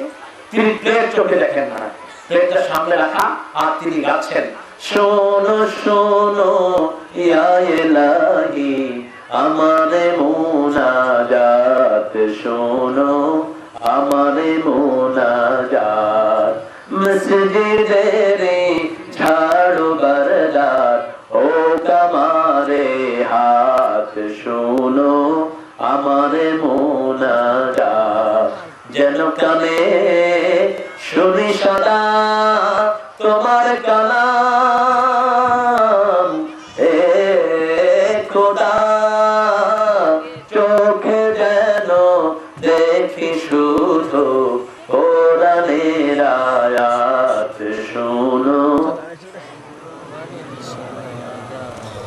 এই লোকটাকে দান করবেন কে? আমরা সবাই এই লোকটার উপরে খুশি না বেজার? গরিব মানুষ, কিন্তু চাচ্ছেন কার কাছে? সারাদিন দেখবে তার আমলামায় আল্লাহ জিকিরে ভর্তি হয়ে আছে, সুবহানাল্লাহ বলেন। এজন্য মুমিন সব সময় বল কার কথা?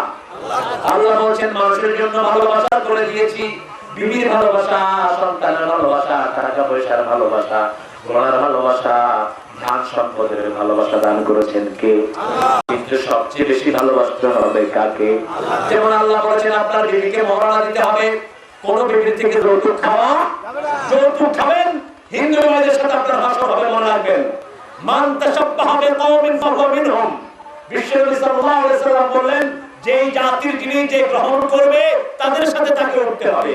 ইসলামে যৌতুকের কোনো বন্ধ নাই। একটা টাকা বিবির কাছ থেকে জোর করে দাবি করে আপনি চেয়ে নিতে পারবেন না, হারাম করেছেন আল্লাহ রাব্বুল আলামিন। বিশ্বনবী সাল্লাল্লাহু আলাইহি ওয়াসাল্লামের মাধ্যমে মোহরানাকে আল্লাহ ফরজ করে দিয়েছেন।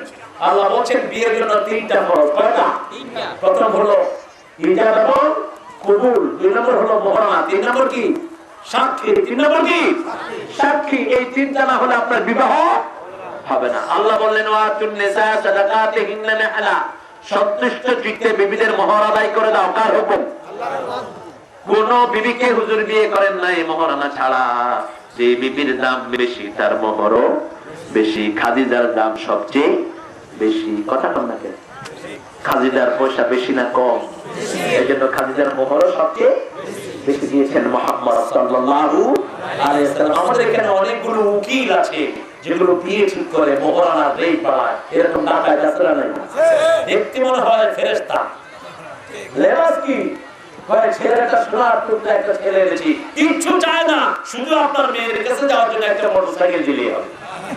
কি জীবন করে কথা কয়। মেয়েটা কিচ্ছু, ছেলেটা কিচ্ছু চায় না, আপনার মেয়ে যেন ঠান্ডা বাতাসে থাকতে পারে, 5টা পাখা কিনে দিলেই হয়। আপনার মেয়েটা যেন ঠান্ডা পানি খাইতে পারে, একটা ফ্রিজ কিনে দিলেই হয়। চাইতে চাইতে ট্রেন আর প্লেন ছাড়া সব চায়। এরকম টাকা চাকরা নেই। মনে রাখবি কিয়ামতের ময়দানে তুই জিনাকার হিসাবে উঠতে হবে তোর। একটা মেয়ে যদি সারা জীবন স্বামীর সংসারে একটা টাকাও খরচ না করে, মেয়েটা গুনাহগার হবে না। হুজুর বলেছেন যারা মোহরানার পয়সা দিতে পারবে না, বিবির খোঁজ চালাতে পারবে না, তারা যেন রোজা রেখে তাদের যৌবনটাকে হেফাজত করে। আমাদের মেয়েদের মতো ধৈর্যশীল মেয়ে আর হয় না, আর হয় না। বিদেশে যাবেন, আমি এই যে রমজানে আমার ওই যে আমি নথি করি, এখানে ভুল লিখছি। ইসলামের আমি আগে ইমাম ছিলাম, এখন সেখানে আমি রেগুলার পড়াই না। আমি এখন পড়াই যেখানে, সেটা হলো ম্যানচেস্টার সেন্ট্রাল মস্ক। ম্যানচেস্টার হলো লন্ডন সিটি থেকে 2.5 মাইল দূরে। এখন যদি না আসতাম আপনাদের বদদোয়াগুলো আমি পেতাম, ঠিক কি না? আপনারা কষ্ট পেতেন। এটা আমি এসেছি, আপনারা কষ্ট করেছেন, অ্যারেঞ্জমেন্ট করেছেন। তো হুজুর বললেন খাওয়ার দাওয়াতে যাদেরকে দাওয়াত দেওয়া হয় তারাই যেন যায়। হুজুর বলেছেন খাওয়ার দাওয়াতে বিনা দাওয়াতে যারা যায় তারা চোর হয়ে ঢুকে ডাকাত হয়ে বের হয়। দাওয়াত দেয় একজনকে 5 জন নিয়ে উঠে, এরকম আছে না নাই? হুজুর একজনে দাওয়াত করছেন, হুজুর 10 জন নিয়ে গেছে, সবগুলো মিলে খাওয়া দিন, কোন দূর খাওয়া পাকাইছে, এরকম আছে না নাই? আমাদের এটা করবেন না। হ্যাঁ, আপনি গাড়ি নিয়ে এসেছেন, আপনি অনেক দূর থেকে আপনার সাথে একজন ড্রাইভার থাকতে পারেন, একজন দুইজন আপনার রাস্তা বন্ধু থাকতে পারেন। হুজুর বলেছেন মান সাফারা লিওয়াহদিহি ফাহুয়া শায়তান, যে একা সফর করে সে হলো শয়তান, যে দুইজন সফর করে শয়তান, তিনজনকে হুজুর সাল্লাল্লাহু আলাইহি ওয়াসাল্লাম মুমিন বলেছেন সুবহানাল্লাহ। সফরের মধ্যে একটা জামাত আপনি থাকবেন যাতে আপনি যে কোনো জায়গাতে নামাজটা জামাতের সাথে পড়তে পারেন, এটা বলেছেন মুহাম্মদ সাল্লাল্লাহু। আবার আল্লাহর হাবিব বলেছেন মুসলমানদের একজনের খাওয়া কয়জনে খেতে পারে? জোরে বলেন। 6 জনের খাওয়া কয়জন? 12 জন খেতে পারে। ডাবল। কিন্তু আপনারা যখন মেহমানের জন্য রাঁধেন একটু বেশি রাঁধেন, ঠিক কি না? কিন্তু যদি 10 জন নিয়ে আসি আমি একজন, তাহলে এটা ঠিক হলো না। যাদেরকে খাওয়ালাম এরা চোর হয়ে ঢুকলো, ডাকাত হয়ে বের হলো। আমি গেলাম ইফতারিতে, আমাকে দাওয়াত করেছেন, আমার সাথে আমার মসজিদের মুয়াজ্জিনকে নিয়ে গেলাম। সানি ইমামকে নিলাম না, কারণ সানি ইমামকে দাওয়াত দেয়নি, মসজিদ সাহেব আমার সাথে থাকতেই পারেন। এখন গিয়ে দেখি না রান্না বাড়া কিছুই হয়নি। আসরের সময় বিবি স্বামীকে জিজ্ঞেস করতেছেন, what did you cook for the guest? গেস্টের জন্য কি রেঁধেছো? স্বামী বলতেছে, I just came from the office, I didn't do anything. আমি অফিস থেকে এসেছি, আমি এখনো কিছু রান্না করিনি। আমি বললাম, ভাই কে রান্না করবে? কয় 3 দিন আমি রাঁধি, 3 দিন আমার বউ রাঁধে, আর একদিন দুজনে মিলে একসাথে রাঁধি। কিনে আমার ঘরে, আমাদের দেশে সারা বছর রান্না বাড়া করে কে? জোরে বলেন। বিবি ঘর পরিষ্কার করে কে? সন্তানটাকে লালন পালন করে কে? কাপড়গুলো ধোয় কে? আর আমরা স্বামীরা কি করি? নবাবজাদা সলিমুল্লাহ কুতকুত। এরপরে চটান চটান কথা কি? একটু ডাউল লবণ বেশি হয়েছে, থাপ্পড় মারে বিবিটাকে, এরকম বেয়াদব আছে না ভাই? একটু ভালো কথা বলে না। বিশ্বনবী সাল্লাল্লাহু আলাইহি ওয়াসাল্লামের ব্যাপারে মা আয়েশা বলেন, জীবনে কোনোদিন কোন বিবির সাথে চোখ রাঙিয়ে বিশ্বনবী কথা বলেন নাই। মা আয়েশা বলতেন, আমি কুস্তি দেখা পছন্দ করতাম, আমি কুস্তি দেখতাম, বিশ্বনবী আমার ঠোঁটের নিচে নিজের নরম হাত ঢুকায় দিয়ে আমি ভালো করে দেখার ব্যবস্থা করে দিতে। রাতের অন্ধকারে বিবির জন্য হাত তুলে কাঁদতেন মুহাম্মদ সাল্লাল্লাহু।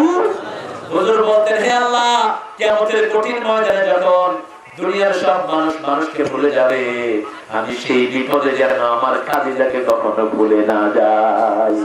কারণ বিবির জন্য দোয়া করা এই কোরআন শরীফে আছে না নাই?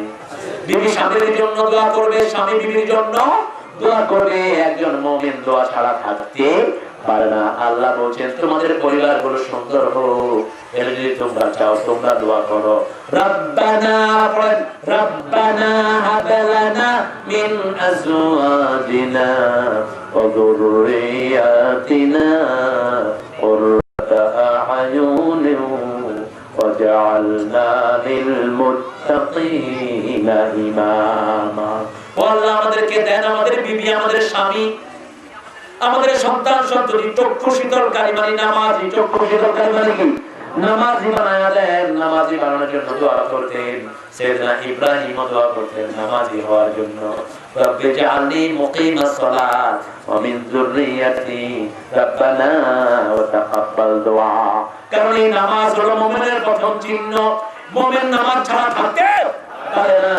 আমার এই নামাজের ভিতরে সব সমস্যার সমাধান দান করেছেন কে? জাকারিয়া আলাইহিস সালাম যখন সন্তান চেয়েছেন, কোন জায়গায় চেয়েছেন? কোন জায়গায়? আল্লাহ কায়েমু ইউসাল্লি ফিল মিহরাব। মরিয়মের হুজরায় তিনি গেলেন। মরিয়মের রুমে গিয়ে দেখেন আমের সিজন না, সেখানে আম আছে। আঙ্গুরের সিজন না, সেখানে আঙ্গুর আছে। জিজ্ঞেস করলেন, আন্না লাকি হাযা, ও মরিয়ম কোথা থেকে এটা পেয়েছো? বললেন, হাদিহি মিন ইনদিল্লাহ। কার পক্ষ থেকে? আল্লাহর পক্ষ থেকে। তিনি চিন্তা করলেন, সিজন ছাড়া যে আল্লাহ ফল দিতে পারেন, সেই আল্লাহ বুড়া বয়সেও সন্তান দেওয়ার ক্ষমতা আছে না নাই? আল্লাহ কায়েমু ইউসাল্লি ফিল মিহরাব। তিনি নামাজে দাঁড়িয়ে গেলেন। ওই নামাজের ভিতরে আল্লাহ ওহী করলেন, আমি তোমাকে একটা সন্তান দিচ্ছি, সন্তানের নামটাও আমি আল্লাহ ঠিক করে দিয়েছি। কি নাম? জোরে বলেন। ইয়াহইয়া। আরে কি নাম দিলেন? ইয়াহইয়া। তাকে ছোট্ট বয়সে আল্লাহ হিকমত শিক্ষা দিয়েছেন। সেজন্য আমরা যখন মুমিন হতে চাই, আমরা নামাজ আদায় করব। রাজি আছি তো? এই নম্বর আল্লাহ বলেন আমলে সালেহ করতে হবে।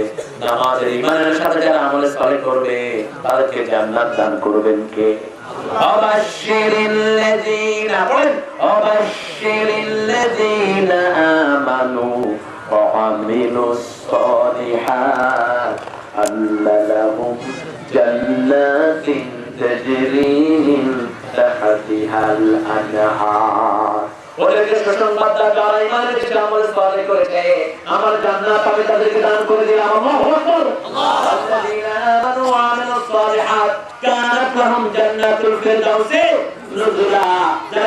এনেছে, আমলে সালেহ করেছে, আমি তাদেরকে জান্নাতুল ফেরদাউস দান করে দেব। কার কথা?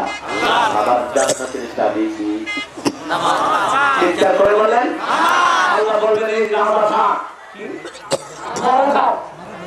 মহাজনের যত মানুষ মাহফিলে এসেছো সব জান্নাতে চলে যাও। সুবহানাল্লাহ বলেন না? আমরা সবাই জান্নাতে যাব, গিয়ে দেখবো জান্নাত তালা মারা। জান্নাতের চাবি নাম কি? ধরে বলেন কি? ওই চাবিতে 5টা দাঁত আছে না নাই? প্রথম দাঁতের নাম ধরে বলেন। দ্বিতীয় দাঁত, তৃতীয় দাঁত, চতুর্থ দাঁত, পঞ্চম দাঁত।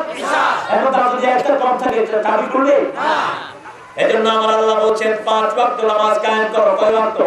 আকিমিস সালাতা লিদুলুকিশ শামসি ইলা ওয়াসাকিল লাইল ওয়া কুরআনাল ফজর ইন্না কুরআনাল ফজরি কানা মাশহুদা। সূর্য উদয় থেকে অস্ত যাওয়ার কিয়দাংশ পর পর্যন্ত নামাজ কায়েম করো। ফজরের সময় কোরআন পড়ো। ফজরের কোরআন কিয়ামতের ময়দানে তোমাদের জন্য সাক্ষী হয়ে যাবে। কার কথা? আরো জোরে বলেন কার কথা? আবার আমরা বললাম আল্লাহ আমলে সালেহ কাকে বলে সেটাও বলে দেন। আল্লাহ বলেন পড়েন মান কানা ইয়ারজু লিকা রাব্বিহি ফালিয়া'মাল আমালান সালিহা ওয়া লা ইউশরিক বিইবাদাতি রাব্বিহি আহাদা। যারা আল্লাহর সাথে সাক্ষাৎ করতে চায়, আপনারা কি আল্লাহর সাথে সাক্ষাৎ করতে চান?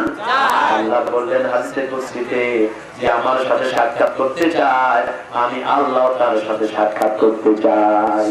সাক্ষাতের শর্ত হলো একটি। শর্ত কয়টি? ফালিয়া'মাল আমালান সালিহা। বিবির কাছে যাওয়া হলো আমলে সালেহ। বলেছেন মুহাম্মদ সাল্লাল্লাহু সাহাবায়ে কেরাম বলেন হুজুর এটা কেমন কথা? বিবির কাছে গেলে আমলে সালেহ হবে। হুজুর বললেন যদি আরেকজনের বউর কাছে যাও তাহলে কি হবে? কথা বলেন কি হবে? গুনাহ হবে। তাহলে যেটা গুনাহ, গুনার উল্টাটা কি? সওয়াব। গুনার উল্টাটা কি? আর সওয়াব হচ্ছে যেখানে আমলে সালেহ। একজন বৃদ্ধ হাতে করে বোঝা নিয়ে যাচ্ছে, আপনি যদি তার বোঝাটা নিয়ে যান, নিয়ে নেন, হোক সে হিন্দু, তাহলে সওয়াব না গুনাহ? বিশ্ব নবী দেখলেন একজন বুড়া পানি উঠাচ্ছে। কি উঠাচ্ছে? পানি উঠাচ্ছে। একজন বৃদ্ধ। হুজুর জিজ্ঞেস করলেন না তুমি মুসলমান না কাফের? বৃদ্ধ পানি উঠাচ্ছে। হুজুর গিয়ে বললেন বাবা আপনার পানিটা আমি উঠিয়ে দেই। হুজুর বললেন আমার কাছে কোনো পয়সা নাই। হুজুর বললেন আমাকে কোনো পয়সা দিতে হয় না। হুজুর তার পানি উঠালেন, পানি উঠে নিজের ঘাড়ে নিলেন। হুজুর তখন মদিনার প্রেসিডেন্ট পানি নিয়ে বলল আপনি বাড়ি দেখা দেন, ওই বাড়ি পৌঁছায় দিলেন। আর বৃদ্ধকে বললেন যখনই আপনাকে পানি ভরতে বলবে আমি এই মসজিদে থাকি, আমার নাম মুহাম্মদ সাল্লাল্লাহু, আমাকে এসে বলবেন আমি আপনার পক্ষ থেকে পানি করে দিয়ে যাব। কয়েকদিন পর ওই বৃদ্ধকে আযাদ করে দিলেন মুহাম্মদ সাল্লাল্লাহু। আর বৃদ্ধ পড়ে নিলেন লা ইলাহা মুহাম্মাদুর রাসূলুল্লাহ। আপনারা ক্লান্ত হয়ে গেছেন? একটু জোরে বলুন তো লা ইলাহা ইল্লাল্লাহু মুহাম্মাদুর রাসূলুল্লাহ। এই কালেমা সবচেয়ে বেশি পড়ব। রাজি আছেন তো? সবচেয়ে বেশি খুশি করব কাকে? আল্লাহ। কার খুশি চাই? আল্লাহ। সবাই বলেন আল্লাহ। কার খুশি চান? আল্লাহ। আল্লাহর খুশি। আল্লাহ ছাড়া কাউকে খুশি করতে চাই না। যেহেতু আল্লাহ বলেছেন মায়ের কথা শুনবো, আল্লাহ বলেছেন বাপের কথা শুনবো, আল্লাহ বলেছেন মুরব্বিকে শ্রদ্ধা করব, ঠিক না? আল্লাহ বলেছেন শিশুদেরকে আদর করব, আল্লাহ বলেছেন মেয়েদের উপর রহম করব। কার হুকুম? আল্লাহ। কোন কঠিন কাজ মেয়ের উপর চাপিয়ে দেব না। মায়ের ঘরে ঢুকতে অনুমতি দরকার আছে না নাই? মুমিন সবখানে আল্লাহর হুকুম মানবে। আপনার বাপের ঘরে যাবেন, মায়ের ঘরে যাবেন, আল্লাহ বলেছেন অনুমতি দিতে হবে। কে বলেছেন? আল্লাহ। লা তাদখুলু বুয়ুতান গায়রা বুয়ুতিকুম হাত্তা তাস্তানিসু ওয়া তুসাল্লিমু আলা আহলিহা। তোমার ঘর হোক অন্যের ঘর হোক, তোমরা অনুমতি ছাড়া ঢুকো না। আগে অনুমতি নাও, তারপরে সালাম দাও। সাহাবায়ে কেরাম বললেন হুজুর আমার আম্মার ঘরে ঢুকতে কি আমার অনুমতি লাগবে? হুজুর বললেন হ্যাঁ। সাহাবী বলেন হুজুর আমার মা যিনি আমাকে প্রধান করেছেন। হুজুর বললেন আতুরিদু আন তারা উম্মাকা উরিয়ানা, তুমি কি তোমার মাকে উলঙ্গ দেখতে চাও নাকি? উলঙ্গ দেখতে না চাইলে তোমার মায়ের ঘরে ঢুকতে তোমার অনুমতি দিতে অনুমতি দিতে হবে। আল্লাহর হুকুমগুলো সব জায়গায় মানব, রাজি আছেন? আল্লাহ বলেছেন ঈমানের পথ ধরে চলবা, আমল সালেহ করবা। এই দুই কাজ করতে গেলে হকের আন্দোলনের দরকার আছে না নেই? তাওয়াসাউ বিল হক ওয়া তাওয়াসাউ বিস সবর। তোমার প্রতিবেশীকে বলো হকের দল করতে, আর হকের দল সব নবীদের আমল হলো হক। নবীদের দল কি? আল ইসলাম হক ওয়াল কুফরু বাতিল। আল্লাহ বলেন ওয়াল্লাযী আরসালা রাসূলাহু বিল হুদা ওয়া দীনিল হক লিইয়ুযহিরাহু আলাদ-দীনি কুল্লিহি ওয়া কাফা বিল্লাহি শাহীদা। তিনি আল্লাহ, যিনি হক এবং হেদায়েত সহকারে সব নবীকে পাঠিয়েছেন যাতে করে সব দিনের উপর ইসলামকে বিজয় করে দিতে পারে। এখন ইসলাম কি বিজয়ী আছে? কি বলেন, ইসলাম কি বিজয়ী আছে? এখন আমাদের দেশে কি ইসলাম উপরে না নিচে? নিচে। আমরা এটাকে উপরে ওঠানোর জন্য চেষ্টা করতে রাজি আছি?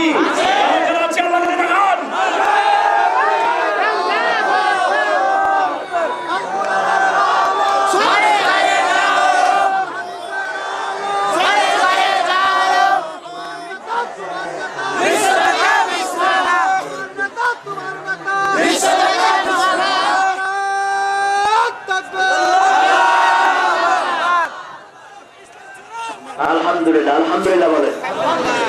দেখানোর শক্তি আছে মোটামুটি, কিন্তু তাকবীরটা একটু আস্তে হয়েছে। তাকবীরটা একটু জোরে দিবেন, কারণ তাকবীরের মতো বড় শক্তি আমাদের কাছে আর কিছুই নাই। আমরা কারো উপর আক্রমণ করব না, আমরা আক্রান্ত হওয়া ছাড়া, ঠিক কিনা? আমার নবীর সুন্নাত হলো নবী কাউকে আগে আক্রমণ করেননি, আগে আক্রমণ করা হয়েছে, তারপর নবী জবাব দিয়েছেন, ঠিক কিনা? আমাদের উপর ভারতের বিএসএফ যে অত্যাচার করছে আমরা সহ্য করতেছি কার দিকে তাকিয়ে? মনে রেখে দিও, তোমাদের ভারতটাও তোমাদের না, ভারতের সব স্মৃতি হলো মুসলমানদের, ঠিক না? 700 বছর মুসলমান ভারত শাসন করেছে, আমাদেরকে যত্র মারবা না। আমরা শুধু ধৈর্য ধারণ করে আসছি কার জন্য? আমরা শুধু একটা তাকবীর দেব, তোমরা লক্ষণ সেনের গোষ্ঠী, তোমরা লেজ তুলে পালাতে বাধ্য হবা। মনে আছে না নাই? ইখতিয়ারউদ্দিন মোহাম্মদ বিন বখতিয়ার খলজির নেতৃত্বে মাত্র 18 জন মুসলমান, কয়জন? 18 জন মুসলমান যখন বাংলাদেশে তাকবীর দিয়ে ঢুকলো, লক্ষণ সেনের গোষ্ঠী পিছনে দুয়ার দিয়ে পালায় গেল, ঠিক না? সেই বখতিয়ার খলজির রক্ত আমাদের শরীরে আছে না নাই? আমরা সবচেয়ে বেশি ভালোবাসি কাকে? সবচেয়ে বেশি আন্দোলন করব কার? আল্লাহ ছাত্রদের সব গুনাহ মাফ করে দিয়েছেন। আমরা সবার জন্য দোয়া করব, কারোর জন্য মনে হিংসা রাখবো না। আল্লাহুম্মা আমিন। লা ইলাহা ইল্লাল্লাহ ওয়াহদাহু লা শারীকা লাহু লাহুল মুলকু ওয়া লাহুল হামদ ইউহয়ী ওয়া ইউমীতু আলা কুল্লি শাইইন কাদির। আল্লাহুম্মা লা মানি'a লিমা আতাইত ولا معطي لما منعت ولا ينفع ذا الجد منك الجد. اللهم صل وسلم على نبينا حبيبنا محمد صلى الله عليه وعلى آله وأصحابه وبارك وسلم.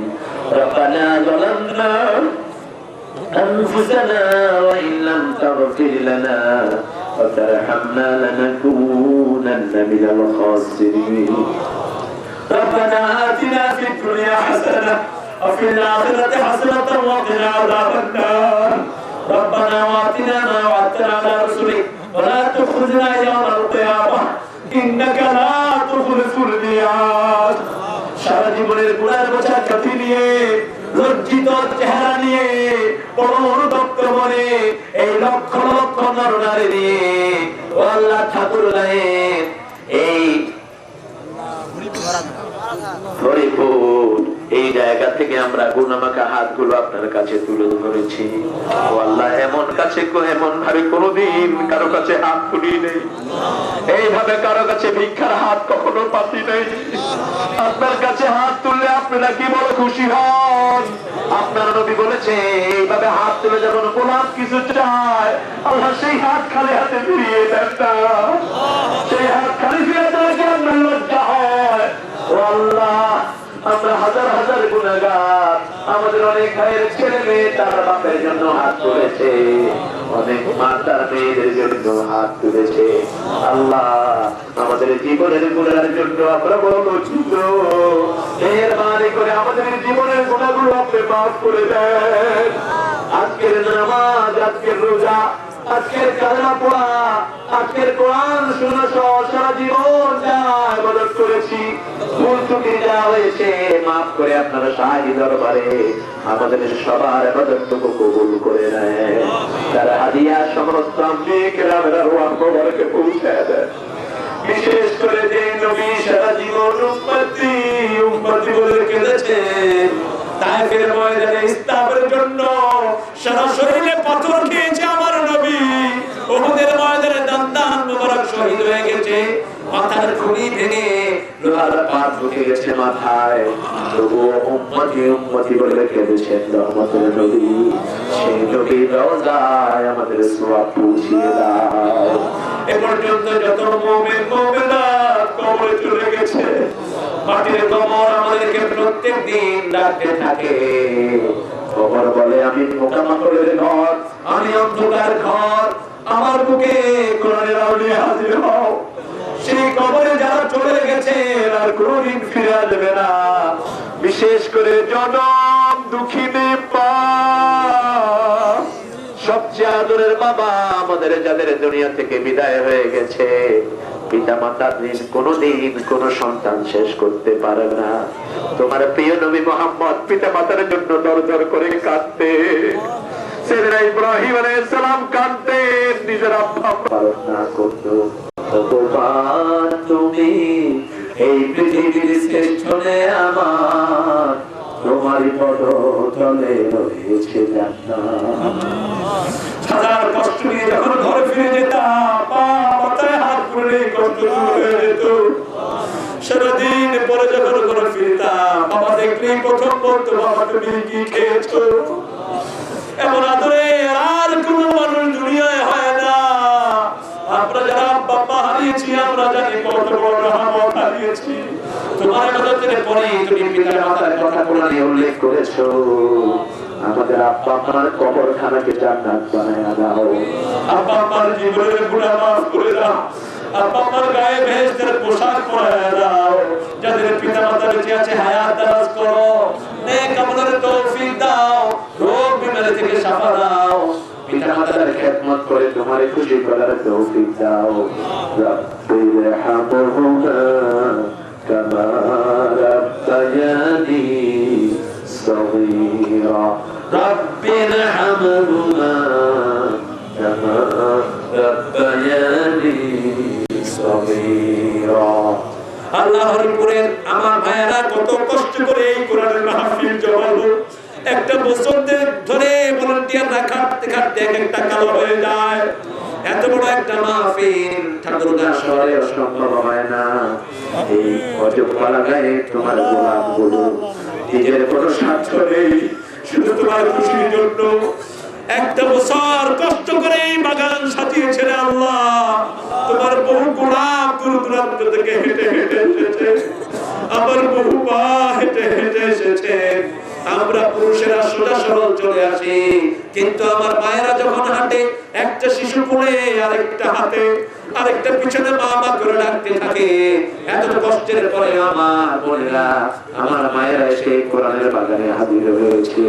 কিয়ামতের কঠিন ময়দানে মা যখন ছেলেকে চিনবে না, সন্তান যখন পিতার পরিচয় দিবে না, কেউ যখন কারো বোঝা নিতে রাজি হবে না, নিজের খামের ভিতরে গুনাহগাররা যখন সাথে থাকবে, সেই কঠিন ময়দানে এই মাহফিল আমাদের জন্য নাজাতের ওসিলা বানায়া দিও। এই মাহফিল ওসিলায় হরিপুর সহ এই এলাকার সকল ঘরকে তুমি কোরআনের ঘর বানায়া দাও, সকল ঘরকে তুমি আল্লাহ দ্বীনের ঘর বানায়া দাও। আমরা যত হিন্দু ভাই বোন আমাদের দেশে আছে সবাইকে তুমি হেদায়েত নসিব করে দাও। যত খ্রিস্টান বার্মা, যত খ্রিস্টান ব্রাহ্মণ আছে সবাইকে তুমি হেদায়েত নসিব করো। বিশেষ করে আমার কালেমা পড়া সকল ভাইকে তুমি নামাজি বানায়া দাও, তাদেরকে কোরআনী আন্দোলনের শ্রেষ্ঠ নেতা বানায়া দাও। আল্লাহ আমাদের সভাপতি হুজুর সহ যত গোলাম তোমাকে ডেকে ডেকে দাঁড়িয়ে সাদা হয়ে গেছে, আমাদের আব্দুল হাকিম জেহাদি হুজুর সহ যত ওলামা হযরত এখানে হাজির হয়েছে, ও আল্লাহ তাদেরকে সাইয়েদনা আবু বকরের মতো তুমি কবুল করে নাও। আমার সোনার টুকরা যত যুবক এসেছে, এই যুবকগুলো এতক্ষণ তো বাজে জায়গায় থাকার কথা ছিল, শুধু তোমাকে ভালোবেসে এই খোলা মাঠের মধ্যে পড়ে